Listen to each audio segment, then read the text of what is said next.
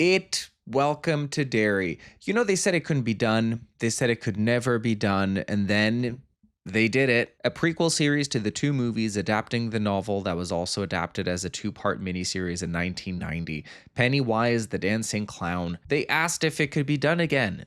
People said no. I said no. And then, by God, they did it. This is a prequel, so I didn't bother watching the movies, but I did go into this expecting it to just be another cash grab, to suck. Churn out more It-related stories because we're bereft of creativity. Original ideas are dead. But let's look at the material. It 2017 did what needed to be done. Great casting, great acting, the horror, horrifying, and the movie's not afraid to be violent, to really take out kids and really play on their deepest, darkest fears. Extra points for kids dying on screen. Even has a main character with a stutter. Do you know who else has a stutter? It's me. It's 10 out of 10 gorgeous experience. 2019, It Chapter 2.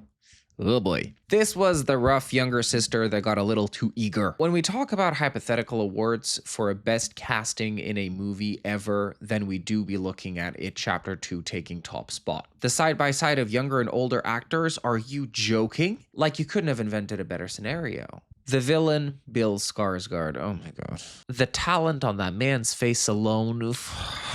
Storyline, it's okay, not as enthralling as the first movie, but it was a faithful adaptation. Minus some of the lore of it, but I think that it was a good idea to stay away from the original lore of the book. It gets a little crazy at times. Little crazy. But then the CGI, oh my. The CGI made literal headlines. And who would have guessed that in a movie with just a mountain of unnecessary CGI for unnecessarily fake looking creatures, the scariest of CGIs would be this kid's face?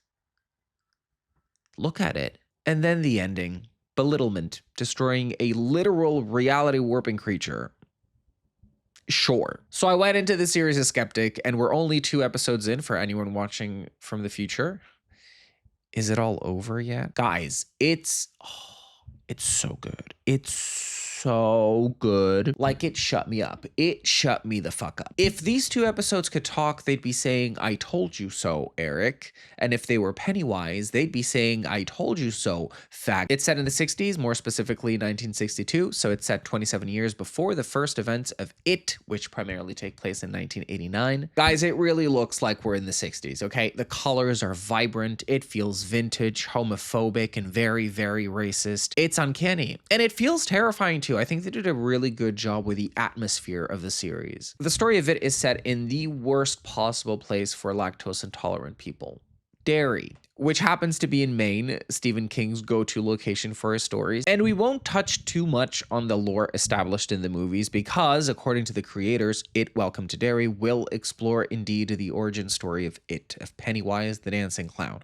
Can't wait to see what they say with this one. So for now, let's just settle on it being a shape-shifting creature of cosmic origin who can make all of your fears come to life and literally kill you in your worst nightmares.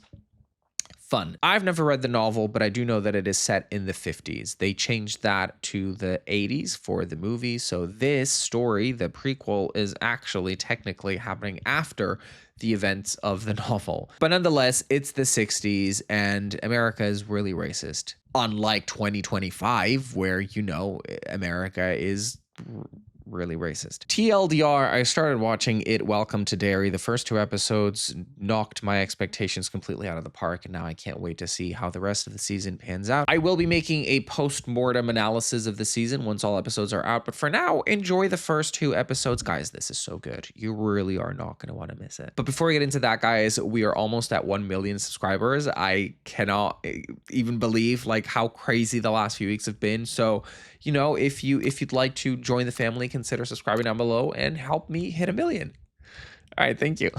One thing both movies have given us is a chilling opening sequence. The first one, we see Georgie be taken by Pennywise, and the second, we see a brutal hate crime that culminates with one of the victims being taken by Pennywise. It, Welcome to Derry, had big shoes to fill. And honestly, they filled those shoes so well, so seamlessly. The opening sequence follows Maddie, this kid who gets chased out of the movie theater after sneaking in without paying. Maddie walks the cold winter night and hitchhikes his way out of town and is quickly picked up by a family of 4. And he hops on straight away as long as they can take him anywhere but Derry. Anywhere but Derry. Can't have milk, guys. And then things get weird. The oldest daughter starts fingering what looks like raw liver in a container.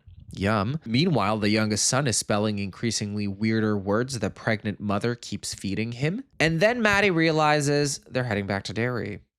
Wait a minute. And they begin acting more and more erratically until at one point they're all loudly spelling O-U-T. O-U-T.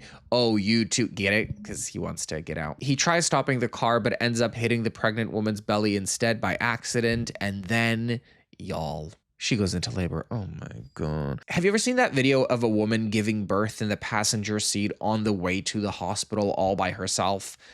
They said it couldn't be done, and then someone out there proved them wrong, and then they put it in this series. She goes into labor, and they do a pretty good job with practical effects so far. They do use some CGI, so CGI haters, this is your small chance to be vocal. You need to leave! Okay, enough.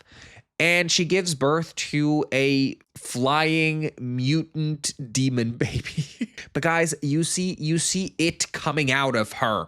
This woman gives birth, and we're like in front of it. We're in the splash zone. The demon baby then flies around the car for a bit. Maddie closes his eyes. He's sucking on a pacifier to keep himself from spiraling, poor kid. And then the demon mutant baby attacks him. And all we see is his pacifier burst through the car's window into the river, and these opening visuals. Oh my God. This is so good. Terrifying, ominous, visually stunning. It's absolutely gorgeous, isn't it? It's such a beautiful meal, honestly. We are all eating so well today. 4 months later, our story starts. April 1962. We follow the arrival of Major Leroy Hanlon, a black U.S. Army pilot recently stationed at Derry. He moved to town with his wife and kid, who we meet in episode 2. He arrives at the airbase, and straight away, this white man over here refuses to do this little thingy because Leroy is black. But if you're not, a superior puts the racist in his place real quick. And then that night, Leroy is ambushed and attacked in his bedroom by 3 men demanding he surrender some confidential specs. Luckily, with the help of his friend, Leroy fights them off successfully. The aftermath sparks an investigation. And then we meet the kids, you know, the ones we will follow this season. Presumably. These will definitely all be our main characters. This is Phil Malkin. He is obsessed with aliens and hypothesizes they're already on Earth, and that's what they're investigating at the airbase.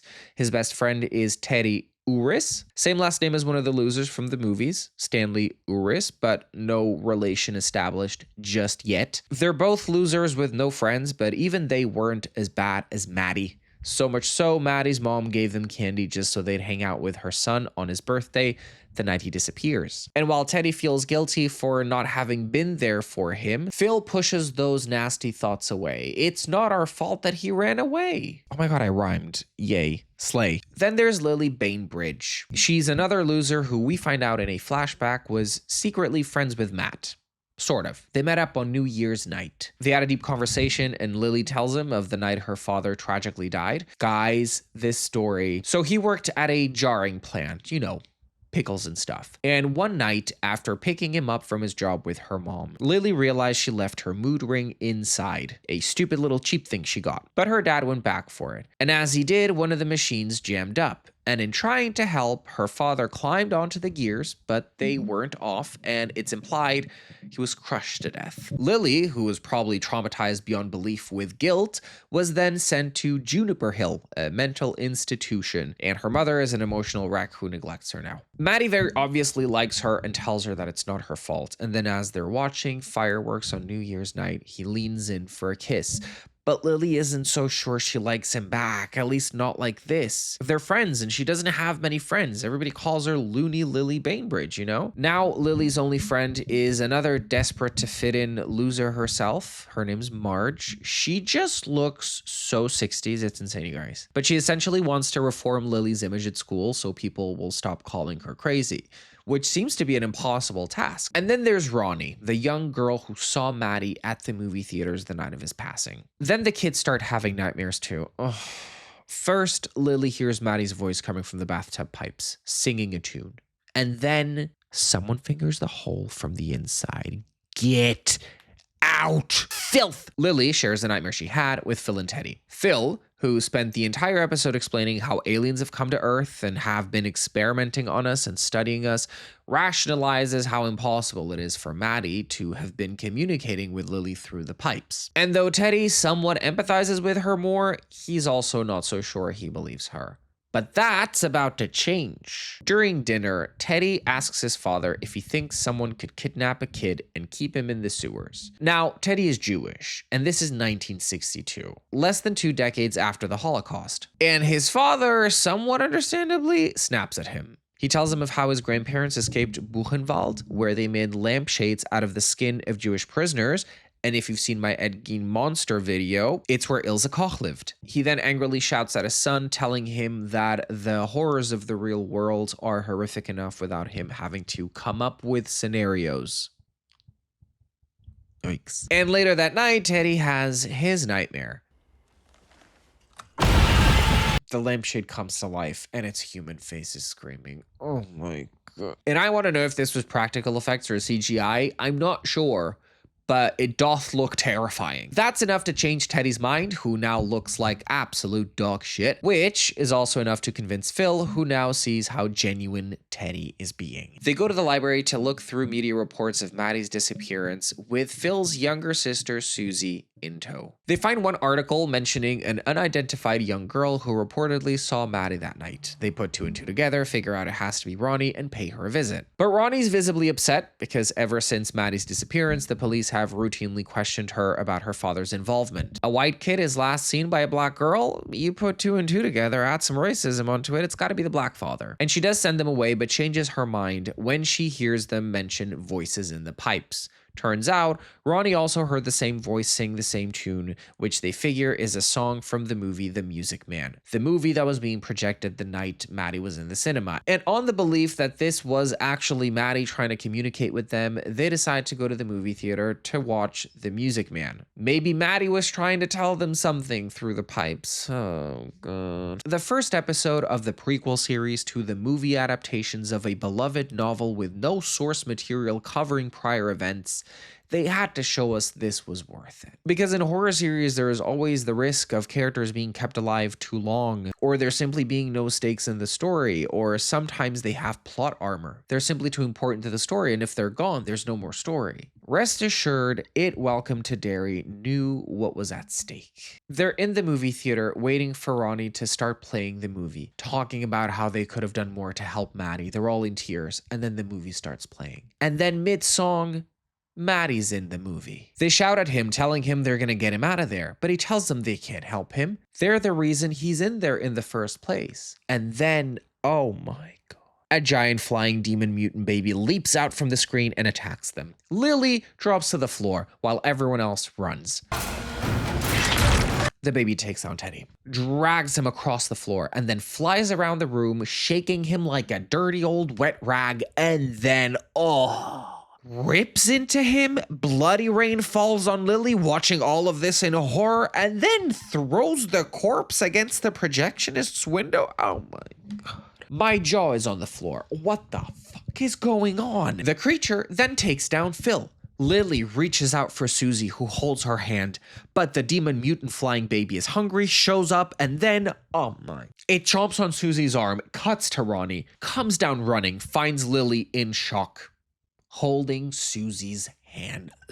and the episode ends. This is how you tell your audience that you mean business. You mean to tell me you spend an entire episode introducing us to these two little kids and then you kill them off along with the tiny little sister? Oh my God. Episode 2. If I had to summarize it, to frame the black man for crimes they can't solve, the police are going to coerce a crazy white girl. Yes, the rumors are right. The deaths are definitive. I did wonder. A part of me did think they were going to backtrack some of these deaths, but no, the rumors are true. They're all dead. They're all gone. The 3 kids gonzo. And the intro, we get some brilliant animation with some unsettling, very calm of the era music. Oh, the art, the creativity. In the aftermath of the attack, the police found Lily covered in blood from 3 missing kids, no bodies, inside a movie theater where a black projectionist works. And this is 1962. The setup is crazy. His alibi, unfortunately, is his mother. So to these cops, she might as well be saying, I'm covering for my son's crimes. We then meet Leroy's wife, Charlotte, and his son, Will Hanlon, a kind-hearted boy with a passion for science. And not to break my own rules here, but if you've seen It Chapter 1 and 2, then you know this kid has plot armor for the rest of the series because we know he dies in a fire as an adult after fathering Mike Hanlon, one of the original losers. And we also know Leroy will be alive and well the entire duration of the series because he is also alive and well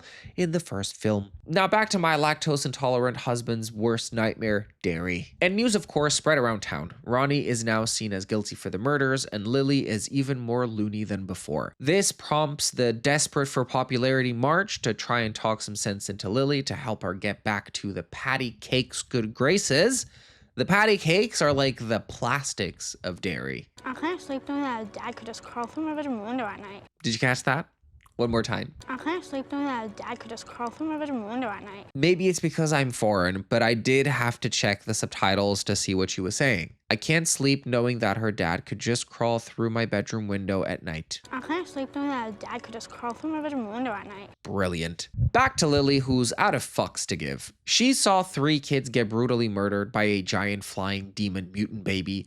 She doesn't give a shit about patty cakes. The investigation into Leroy's attack found the racist soldier from episode 1 to be one of the culprits, and they're certain with some interrogation he will cough up the name of the other 2 soldiers.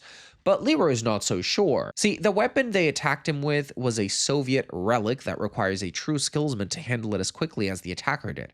So he tests out his theory by interrogating the racist and has his suspicions proven. He is a racist, but he is an innocent racist who has confessed to a crime he didn't commit. That's strange. Let's investigate. He confronts his superior and finds out it was actually all a ruse designed to test his strength of character and moral conduct because, as it turns out, Major Leroy was transferred to this airbase with a specific mission to help them retrieve a weapon. But before we get into the weapon, things for Ronnie aren't looking great. She has a nightmare. And okay, anyone suffering from claustrophobia, this is your moment. Go get some fresh air, okay? We'll be here. Come back in like 2 minutes. The rest of you freaks, lock in. Ronnie's under their blankets, listening to her dad and grandma discuss the intensifying police harassment when her sheet turns into an organic membrane of sorts. Suddenly, she's stuck inside a sack.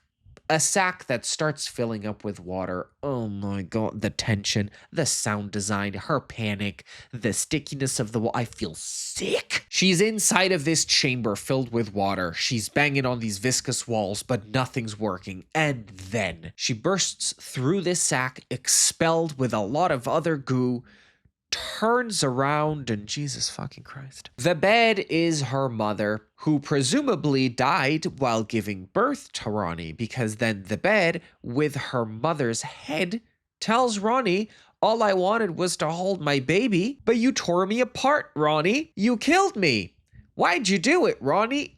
Could you imagine the trauma as a kid to be given birth to by your own bed, which turns out to be your dead mom, taunting you that you ripped her apart and that you're also now going to kill your father?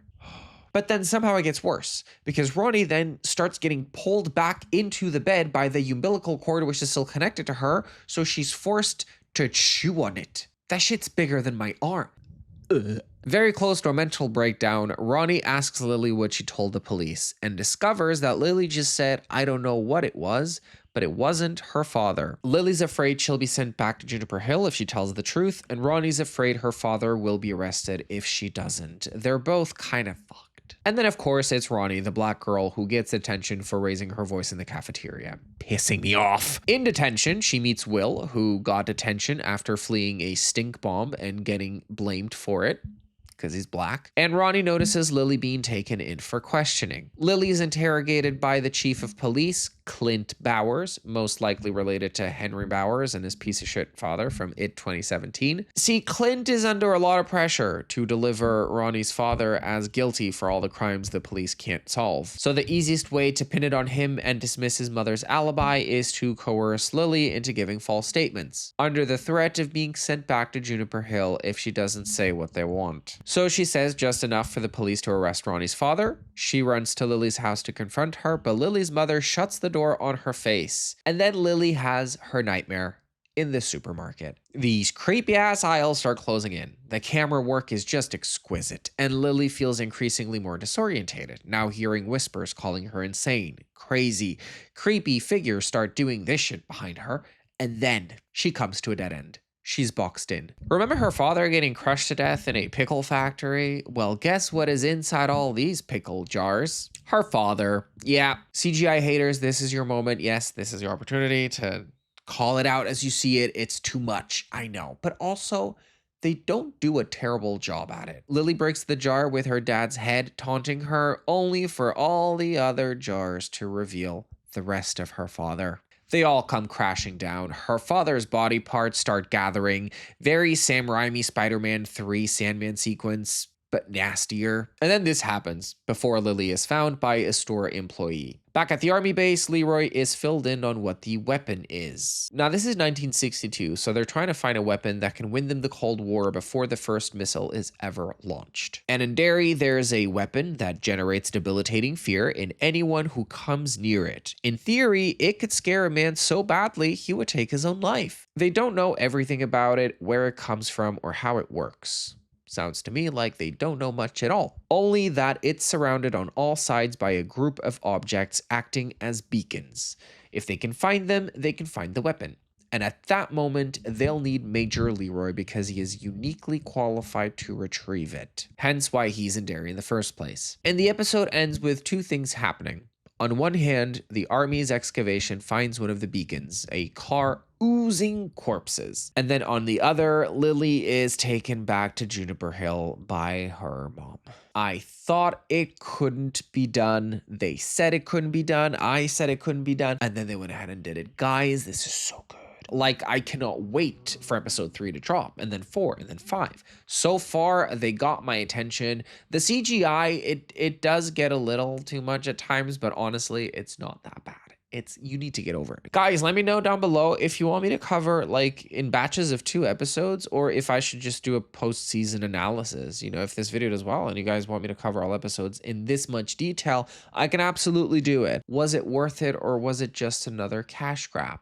Well, I guess we'll find out. But so far, so good. And that's it for today. Thank you so much for tuning in. If you like this video, consider leaving a like down below. Also, again, we are so close to 1 billion subscribers. Guys, with your help, I can almost see it. Also, let me know in the comments down below. Are you watching it? Welcome to Derry. Are you enjoying it? Are you not? And what are your expectations, thoughts, theories for the rest of the season? Let me know.